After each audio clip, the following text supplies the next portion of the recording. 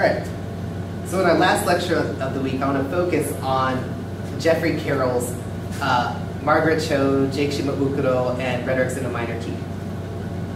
So Carroll's project is to start developing this framework of Asian American rhetoric. I prefer to call it minor modulations, which is defined on page 273 as a small collectivity of experience being recognized as sufficient for the whole to hear and recognize.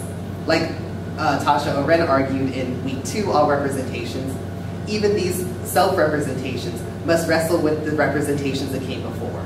So if we're thinking about minor modulations, I just want to make clear what these terms mean. So here we have a diagram to think about hegemony as a little bit more of a disparate thing, right? We can see how the dominant group and the subordinated group map onto this diagram of majority and minority, right? But where hegemony really comes in is this relationship between majoritarian and minoritarian power.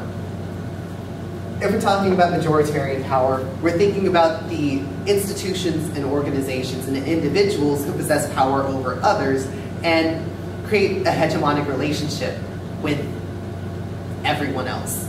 So both people in the demographic majority and the demographic minority participate in majoritarian logic through hegemony. But the way that we're talking about minor modulations is this small segment of minoritarian critique. So minoritarian thought goes against majoritarian thought. So it's not the province of the minority. And in fact, minoritarian critique might even come out of the majority too. This is what it means to think about resistance. It generally comes from the demographically defined minority group, but it also definitely comes out of the majority group as well. It's a specific way of thinking and understanding the world, a specific set of counter-ideologies, as opposed to talking about a specific set of bodies. So in terms of the minor, we're talking about minoritization and minoritarian critique, which is always in a direct relationship to dominant power, whether we're talking about social power, political power, or cultural power. The word modulation refers to inflection. So by minor modulations, we're talking about still working within a dominant cultural form. In this case, we're talking about, on the one hand, music, and on the other hand, Margaret Cho's performance. So this article we can think of as connecting week 4 to week 5 to week 6, through material culture analysis to music, to next week when we're going to talk briefly about performance. What's interesting about Carroll's article is that, as he admits, Jake Shimabukuro and Margaret Cho have never probably met each other. I mean, they probably have because Margaret Cho's all over the place, but they definitely don't run in the same circles. But by looking at what they do as individual text, objects, and practices, we can use this framework of minor modulations, or as we've been calling it, subjectless critique, as a way of bringing them together as part of this larger project of Asian American rhetoric. So with Margaret Cho, we can understand her as using humor to work through marginalizing images in complicated and sometimes problematic ways. The crassness of the humor becomes a way of building a larger sense of recognition with her audiences that the older representations and stereotypes she addresses do not hold.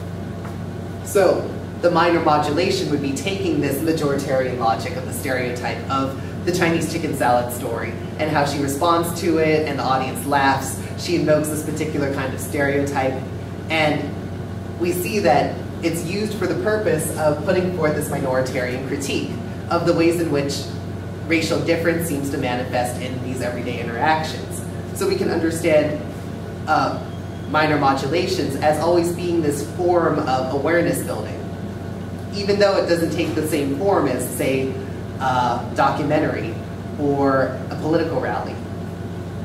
So what we can also understand in terms of minor modulation is that her critique comes through her own performance, and not through a large lambasting of blaming others most of the time.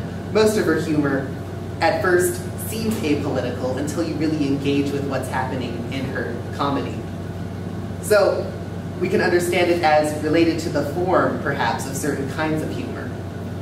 Keep this in mind because Margaret Cho is kind of the outlier for this week, but definitely relates to the critique we're going to read of John Leguizamo next week in terms of this form of ethnic communication that takes place to different kinds of publics. Not just Asian Americans and not just lesbians go to see Margaret Cho. She's actually a very famous performer. And with Jake Shimabukuro, that folk musician who plays the ukulele, we can understand him in terms of improvisation and performance. I'm just going to point you to pages 276 and 277, where there's the sort of theoretical discussion that happens. By bringing Jake Shimabukuro together with Margaret Cho, we see how the two of them both participate in the same kind of minoritarian critique, even though what they have to say and what they do is very different. So we can also start thinking about this beyond just talking about Asian Pacific Americans, although I don't want to say that that's not important. I do want us to start thinking about the basis of comparison for this class. It's on both Asian Pacific American and US Latino popular cultures. We can think about Perez Torres's musical history of Chicanos and Latinos as a kind of minor modulation, especially when we get around to talking about these mainstream bands like Rage Against the Machine and Cypress Hill in relation to some better known indie bands like Los Lobos. So what I want us to do, especially with the two class projects that I have on the discussion board. The first class project is kind of group research on Compilation, a collection of Asian American music, and the second one is on Sociedad, right? So these are two collections of music that we can understand as pan-ethnic, in that they draw across multiple different ethnicities and nationalities, but all unite under these two banners of, on the one hand, Asian American, and on the other hand, Chicano.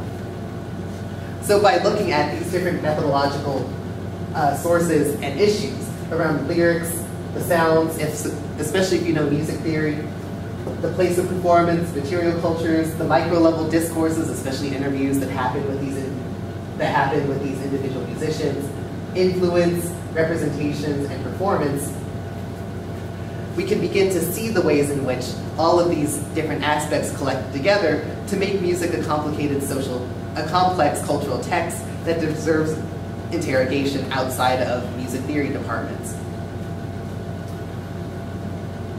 Also, in thinking about music, I want us to think about the relationship between the sounds of music and the texts of music and the visual images out there in the world. I've taken our attention to Selena, who is historically this very significant figure. I mean, even then Governor of Texas, George Bush, recognized that she was more than just a Tejano artist. I want to think about her in terms of more positivity, as opposed to what many of you have rightly said about J-Lo and her booty shaking and Shakira and her hip shaking, right? So have a good week. See you on the discussion board.